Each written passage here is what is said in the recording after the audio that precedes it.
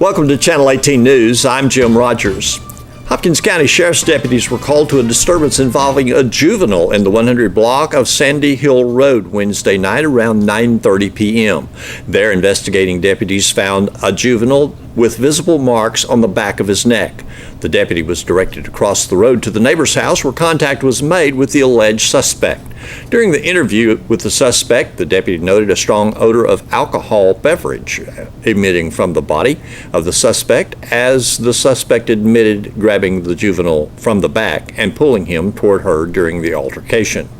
During the arrest of the suspect at around 10:58 p.m., the deputy also noted a strong smell of marijuana on the suspect.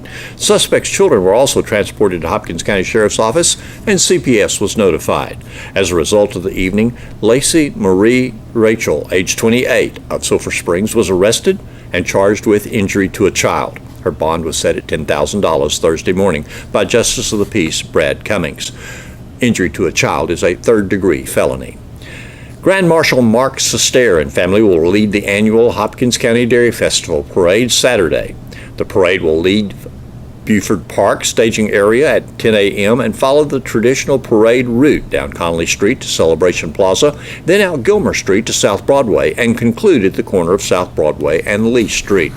Sester will follow the color guard and be followed by the reigning Dairy Festival Queen, Sydney Dietz. 4 anniversary Dairy Festival Queens are expected to participate in this year's parade. They include 50th Anniversary Queen Judy Gillis, 40th Anniversary Queen Kim Tucker Huffstetler, 25th Anniversary Queen Carol Ann Taylor Moore, and 10th Anniversary Queen Kate Watson Davis. Over 100 entries are expected in the parade, including the Festival Queen contestants, the ever-popular children on golf cart floats, hot air balloon floats, commercial entries, area dignitaries, sports teams, and church groups. Dr. Pam Anglin has been president of Paris Junior College for over a decade. She advanced her education and earned her master's and her doctorate by studying part-time and working and raising a child. She achieved her goal, and she encourages others with a dream to go for it with education.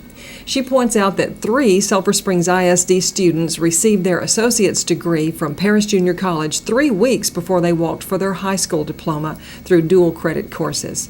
Her passion for affordable, accessible, quality education is still at work for our community, and we are in the 5-county PJC district. Let's meet Dr. Pam Anglin.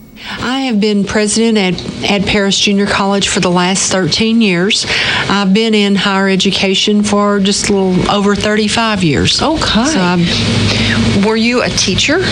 I spent 8 years at TCU as an administrator, but then I decided I wanted to work in a community college where I knew I could really make a difference, and I started teaching. And so I taught accounting and some other business classes for a number of years before I moved into administration. Well, and we're glad you're in our area. You're not from Hopkins County or even Lamar County. No. I was born and raised in Van Alstyne, so I grew up over in Grayson County. Okay. But I'm very familiar with this area, and then I have lived here the last 13 years, and it is home. We want to thank you for your service, and I want to go back to the time when you went to college. Did you go to, at any time, a community college? Yes, that's why I do what I do. I grew up on a farm in Grayson County, and I graduated from Grayson County College and then went to Texas A&M in College Station. And I have degrees from A&M, from TCU, and from Baylor. And looking back, being a first-generation college student and someone that had no exposure to college, if it had not been for that local community college, I wouldn't have the education I have today. It truly changed my life. The people there gave me the confidence to go on and be successful at a major university, and that's why I decided this is where I wanted to spend my career, in a community college where I could make a difference for kids like I was many years ago. Kids that first generation college students, kids that have a dream and want to make that dream come true, but need kind of a stepping stone to to a university, and that's what we do. Well, I can tell you definitely have a passion for community college in itself, and certainly for Paris Junior College. So let me pose this question. We already have Paris Junior College, so aren't we all set for the future?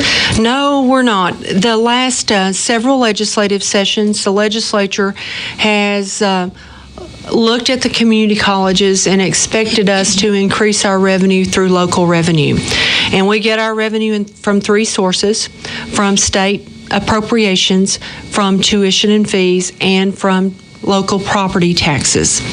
And in our situation, because the college's origination back in 1924, our taxing district historically has been the city limits of Paris and the old Cunningham School District, which leaves us with the fourth smallest taxing district in the state of Texas out of 50 community colleges. So we have 50 community colleges, and we're way down number 4. We're way down.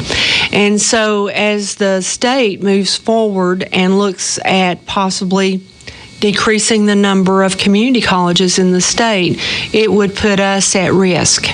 I see. And so we are looking at next November on the general election ballot, giving the residents of our service area, which is Hopkins, Lamar, Hunt, Red River, and Delta counties, an opportunity to vote to come into the taxing district.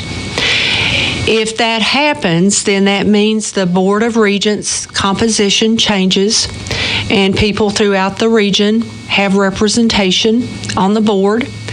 The name of the college would potentially change through that new Board of Regents to be representative of the whole region. But to secure the future of a community college for the young people of this area, that is something that we need to look at to make sure that there is a community college here long term. And what we have here in Hopkins County, and we have this nice facility over here on the Loop, and we've added workforce programs, but to make sure it's here long term and to make sure we can continue to grow what we're doing in workforce training to meet the needs of the region, that's what would secure that.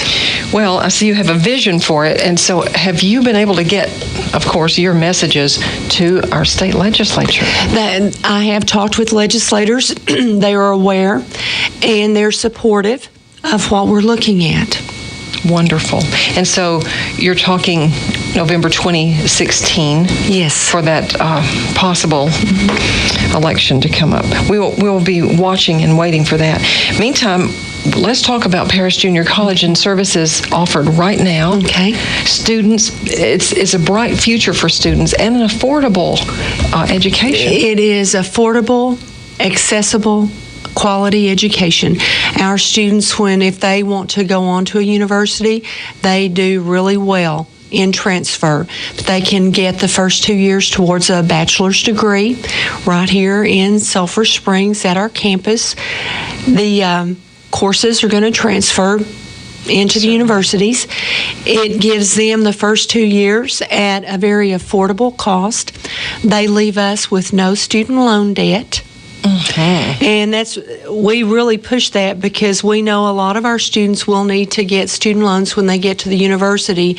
But if we can get them on to the university without any debt as a freshman and sophomore, then that will minimize the amount that they would have when they graduated with a baccalaureate degree. We also are doing workforce training here. We have a state-of-the-art welding shop that we have built.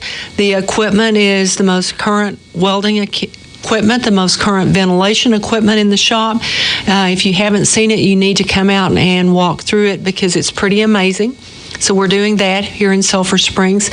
We have machining equipment to where we can do the computer numerical control machining. We'll also have hand mills and lathes to teach machining, and that's an area that there's a big demand for machinists because it's those folks that are machinists are retiring, and so there's a big need in industry. Also, we're doing the mechatronics here in Sulphur Springs, and mechatronics is the computerized mechanisms that keep the assembly lines, the computerized assembly lines working in most of our industry here in Sulphur Springs. So we're doing all of that here. We also work with Hopkins County Memorial Hospital with an LVN or an RN program there. So we are already doing a lot of workforce programs here in Sulphur Springs. We also work with industry in applying for skills development funds from the state of Texas. There's a program through the state where an industry can partner with the local community college and apply for training dollars that they don't have to pay back. Very good. Yeah. We also provide a small business development center here for the region, and if the college wasn't here, that wouldn't be available to the people of this region that have the hopes of starting a small business.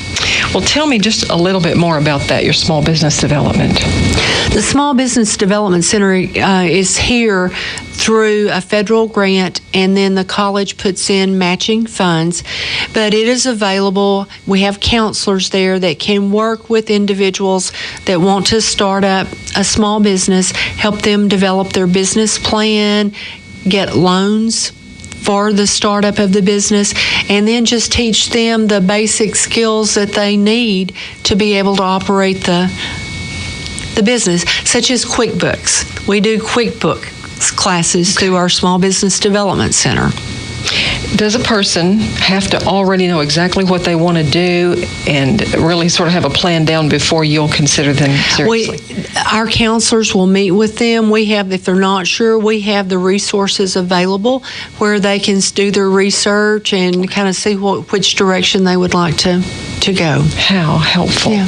And I have known of that over many years, small business development, but to really, maybe today's people have bigger needs and different needs than maybe 20 years ago. That's right. We also, on our credit side, we offer an entrepreneurship certificate, and we saw that need a few years ago in working with the business incubator.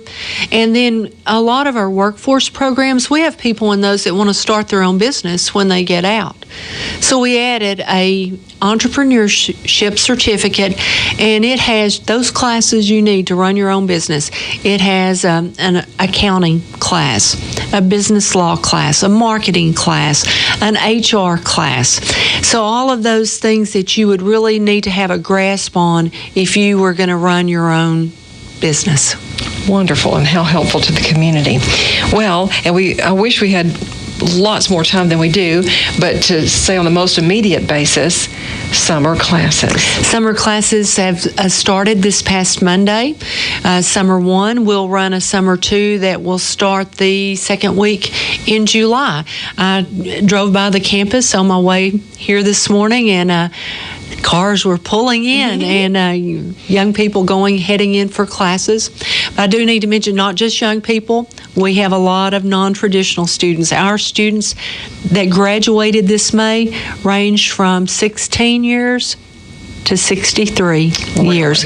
We've had 80-year-olds graduate before, so I would just say you're never too old to start and attend a community college. Well, tell me this now. We have just enough time to give just a brief preview of anything new for this fall.